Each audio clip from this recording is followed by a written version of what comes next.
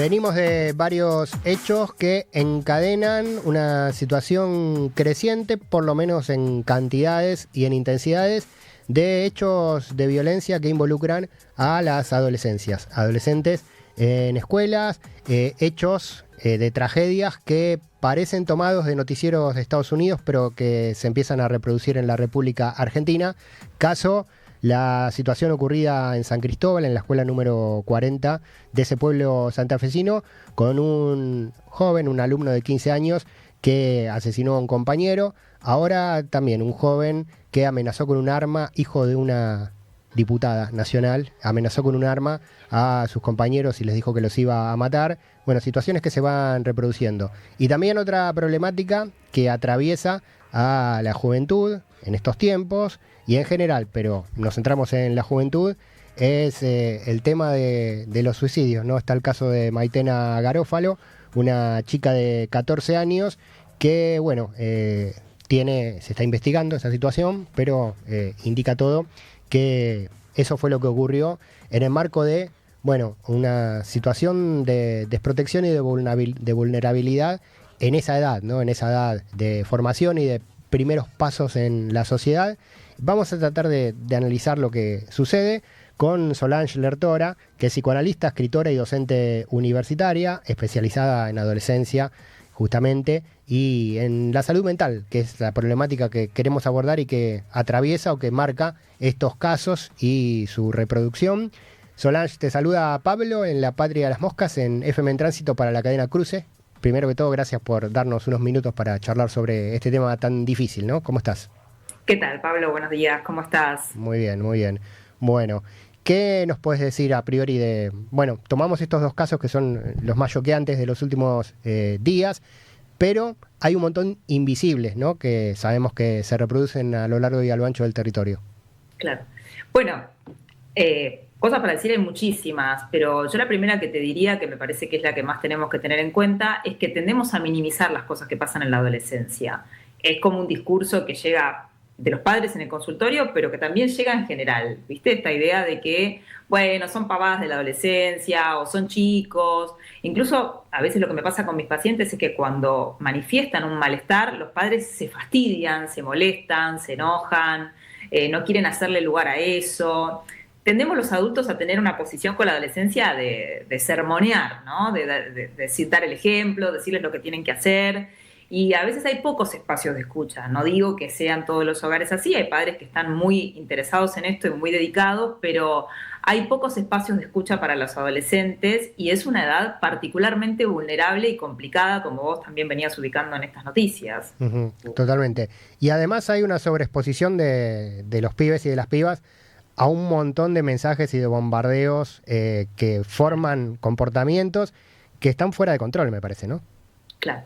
Sí, a ver, así como a nosotros mismos nos pasa, ¿no? Nos pasa a los adultos que nos vulnerabilizan las redes. Las redes nos dicen cosas, el Instagram, el algoritmo nos dice cosas y en algún momento nos sentimos un poco influenciados. Yo creo que es una sensación que compartimos todos. Por supuesto, cuanto peor uno esté o más te toque el tema de cerca o te encuentre mejor o peor parado, te afecta de una manera determinada. La adolescencia es una etapa muy difícil porque es una etapa en la que se está duelando la infancia, o sea, están abandonando la infancia, están abandonando lo que tenían como referencia, que tus papás te parece que son lo más, que te dicen lo que tenés que hacer y que está todo bien. Todo eso se está rompiendo para que vos puedas armar tu propia identidad. Por eso se llama... Es un cliché decirlo, pero por eso se llama adolescencia, porque es un periodo de dolor, digamos, no es un periodo muy, si bien uno los ve de joda, felices y demás, es un periodo muy difícil de transitar y no todos los chicos lo transitan de la misma manera.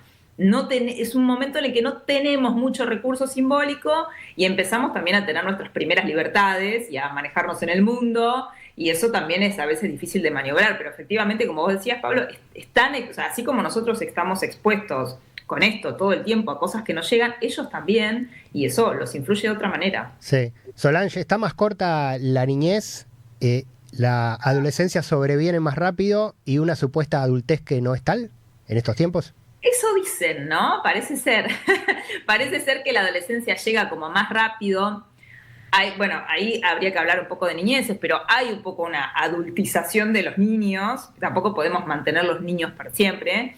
Pero también me parece que hay algo de la adolescencia que perdura en el tiempo, porque, bueno, la adultez está un poco más difícil, a veces también por cuestiones económicas y culturales, ¿no? No sé, sobre todo en nuestro país es difícil como independizarse, tener una casa propia y demás, pero además me parece que hay algunos niños que han sido parte de una generación que está un poco perdida o en revisión respecto de la crianza, ¿no? O sea, está la idea de la crianza respetada por un lado, están los viejos modelos de lo que fueron nuestros padres o nuestros abuelos al momento de hoy, nosotros tener que criar hijos, eso está un poco caduco, entonces reacomodarse un poco en ese esquema se está volviendo difícil para los padres y también para los chicos. Uh-huh.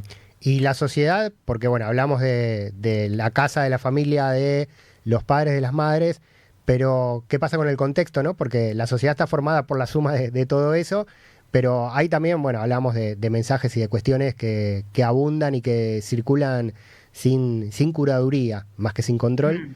¿Qué pasa socialmente, no? ¿Por qué socialmente nos empieza a pasar que hay violencia, hay armas en escuelas, cosa que nos parecía muy lejano a nuestra cultura y a nuestros jóvenes?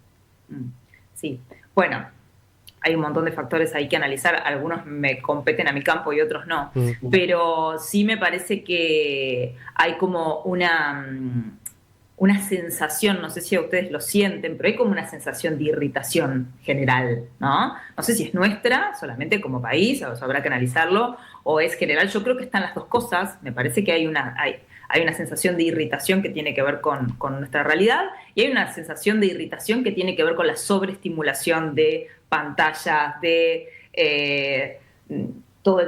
consumismo al que todo el tiempo nos llaman. Estamos todo el tiempo sobreestimulados. Hay como una idea de que todo el tiempo tenemos que hacer más, producir más. Eso nos atraviesa a todos, a los niños, a los adolescentes y a los adultos. Digo, los niños de hoy no son los niños de antes que se iban a jugar con la pelota, sin tiempo, se perdían. No, son niños que también están como medio hiperproductivos. Cuando salgo de la escuela, después voy al fútbol, después hago esto, después hago lo otro.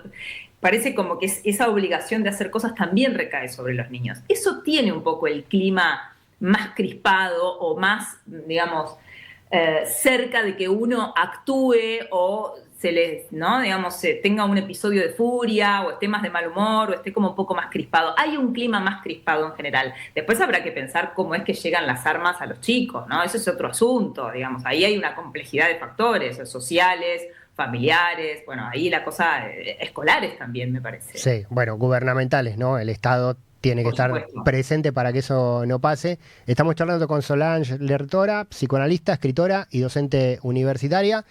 Tengo que preguntar, Solange, por el bullying, que es un fenómeno que lleva a las dos vertientes que mencionamos en los casos signados, ¿no? Puede llevar a la depresión y al suicidio a un adolescente, puede llevar a una reacción violenta y a un asesinato a gran escala o focalizado. ¿Cómo se atiende eso? ¿Cómo se detecta, ¿no? Creo que detectarlo es lo primero, saber que eso está sucediendo. Y muchas veces, como vos decías, se naturaliza, ¿no? Es normal, supuestamente, que eso pase. Sí, está muy bien lo que traes, Pablo. Sí, efectivamente yo creo que es uno de los factores fundamentales de muchas, o sea, están de fondo de muchas tragedias que ocurren. Si bien, como decíamos, esto es multifactorial, podemos replantearnos cosas para evitarlas, ¿no? O sea, qué sé yo, estar atento a señales, hay muchas cosas que podemos pensar de cómo evitar que pasen estas cosas. De hecho, estuvo la película Adolescencia también dando vueltas, que generó mucho revuelo y mucha conmoción en la sociedad. Y ahí también había algunas cuestiones de bullying, ¿no? Estas cosas, los adolescentes habitualmente se cargan, se molestan, digamos, hay algo de eso que es un poco inevitable, pero el problema es cuando uno queda muy vulnerable frente a muchos otros. Y esto empieza a ser un padecimiento diario. Vos imaginate que vos fueras a la radio todos los días y todos los días tus compañeros te cargan, te hacen sentir horrible. Pasás la mayor parte de tu día en un contexto que es espantoso, sí, con toda la vulnerabilidad de la adolescencia. O sea, no podés ir a tu casa y buscar otro trabajo, no, tenés que enfrentarte a tus padres, ver si te entienden, si te escuchan, a tus maestros. Es muy complejo el escenario del bullying. Yo creo que lo que vos decís es cierto, hay que afrontarlo desde muchísimos lugares. El primero es la escuela. Creo que es muy importante capacitar a los docentes para detectar este tipo de cosas, para detectar señales en los chicos. La verdad es que los equipos de los equipos de orientación escolar, de psicólogos, psicopedagogos, no dan abasto. Está habiendo muchos casos y muchos casos muy graves en relación a la salud mental de los adolescentes. Entonces, bueno, tenemos que capacitar a los docentes para que acompañen, más allá de las cosas que podemos empezar a escuchar en casa. Empezar a hablar de estos temas en casa me parece fundamental. No solamente porque nuestro hijo puede ser el bulineado, nuestro hijo puede ser el que haga bullying. Uh-huh. Y es muy importante poder detectar eso. Sí, sí, totalmente. Totalmente. Es una línea muy delgada, ¿no? Porque el que hace bullying se puede convertir indirectamente en el causante o en el eslabón de la tragedia del otro o de la propia también, ¿no? Y con todo el peso que va a implicar para él, ¿no? Claro. Si algo de eso ocurre, porque también hay algo de esto. Totalmente. Y otro ítem, Solange, que queríamos traer, el juego. La problemática del juego, que también es un fenómeno adolescente que está, bueno, descontrolado y es muy difícil de saber qué pasa en el celular de un joven, ¿no? Y bueno, dónde está también el límite de ese control. Pero bueno, el juego se volvió también una problemática, una carrera en la cual, bueno, desde muy jóvenes las personas empiezan a suponer, pensar, creer que pueden ser rápidamente autosuficientes y quemar la etapa de la adolescencia y aspirar a tener autos de alta gama y departamentos en Puerto Madero y un montón de cosas que se muestran en redes. Bueno, es interesante porque traes varios temas y todos están buenísimos. Retomo el último porque me parece que es un asunto de interés de las adolescencias de hoy, que es el ideal. Cada época tiene su ideal. Yo creo que el ideal actual es bastante salvaje, que es un poco lo que te decía antes, este ideal hiperproductivo, hipercapitalista. Está habiendo muchos mensajes en relación a, bueno, no sos rico, porque si no sos rico sos tonto, ¿no? O sea, vos te tenés que poder hacer rico, tenés que poder hacer trading, vender bitcoins y toda una serie de cosas que yo mucho no entiendo. Es como un bullying de clase, sería ese, ¿no? Exactamente, pero además es un bullying dirigido al ideal, también en relación a cómo vincularse, tenés que ser canchero, no sé, desde los pibes, bueno, no permitir que las pibas te saquen plata, tenés que ser, y de las pibas algún otro tanto, ¿no? Digamos, está viendo como estos ideales muy desamorados, dando vueltas por las redes, y esto a lo que lleva un poco, por ejemplo, es a una cosa muy problemática que se está viendo en los adolescentes, que es el juego clandestino por el celular, que como vos decías, es muy difícil de controlar el celular, porque hay un gris, ¿no? Digamos, estamos en un borde en el que queremos participar de la vida de nuestros hijos, o sea, queremos como ubicarles que hay cosas que se pueden hacer y cosas que no,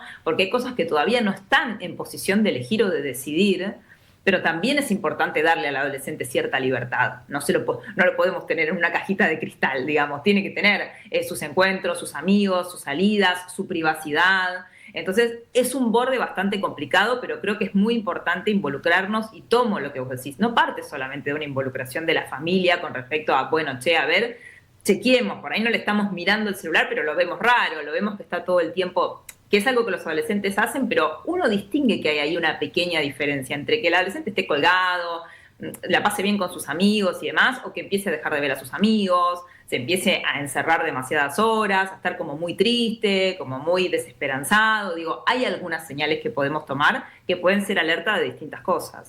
Totalmente. Bueno, el problema es cuando los padres están en la misma también, ¿no? Que también está pasando y se replica a los hijos y a la familia. Solange, por último, como psicoanalista, bueno, atendés casos particulares, ¿no? Pero la suma de las particularidades da un colectivo social. ¿Qué mirada tenés? ¿Cómo se puede enfrentar esto colectivamente? ¿Legislando? ¿Con campañas de concientización? ¿Qué herramientas puede tener Argentina para enfrentar esta problemática?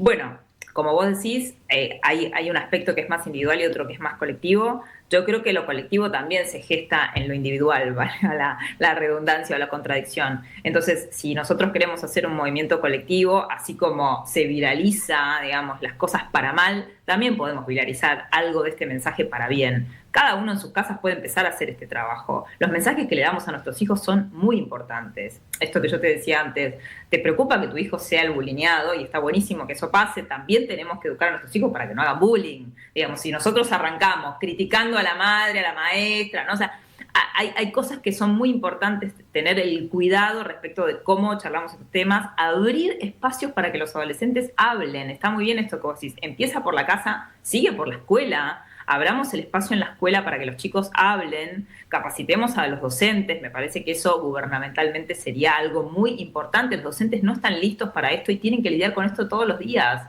Y, o sea, ni hablar por un sueldo nimio, ¿no? Y todo eso que ya sabemos. Es muy terrible y es muy desgastante. Y por supuesto que hay un montón de intervenciones para hacer de concientización, de llegar a los adolescentes. Yo creo que todo espacio donde se abra la palabra para poder tratar estos temas, ellos tienen la necesidad de hablar. Si vos les das el contexto adecuado, van a empezar a hablar. Y creo que donde circula la palabra, circulan menos actos y podemos prevenir que alguna de estas desgracias pasen. Totalmente, me gusta. Que hablen ellos y ellas, ¿no? No que sean hablados, que sean canalizados por otros, por adultos en este caso, sino que puedan tener su propia voz. La tienen la voz, lo que no tienen son los espacios para estas conversaciones que vos decís, conversaciones públicas y sociales. Solange, muy interesante la mirada, bueno, con preocupación, ¿no? Por eso llamamos para esta consulta colectiva sobre lo que está pasando en Argentina, en cambios de épocas, en momentos de violencia social, local y global, como vos decías, pero bueno, hay que tratar de, bueno, vos dijiste, ¿no? Detectar y escuchar, ¿no? No subestimar. No Me subestimar. parece que nos podemos quedar con esa idea. Escuchar y no subestimar. Bien. Te agradecemos mucho el tiempo. Te volveremos a consultar. Dale, buenísimo, Pablo. Fue un placer hablar con ustedes. Lo mismo, muchas gracias. Cuídate mucho. Lo mismo. Solange Lertora, psicoanalista, escritora y docente universitaria, sobre lo que está pasando con la adolescencia y la salud mental. Depresión, ansiedad, deseos de tenencias materiales desbordantes por una incitación social, mediática y de redes sociales, cuestiones que terminan en tragedias como suicidios o asesinatos con armas de fuego en escuelas y una violencia cotidiana reproducida. Bueno, una mirada interesante para tratar de entender y desentrañar qué está sucediendo.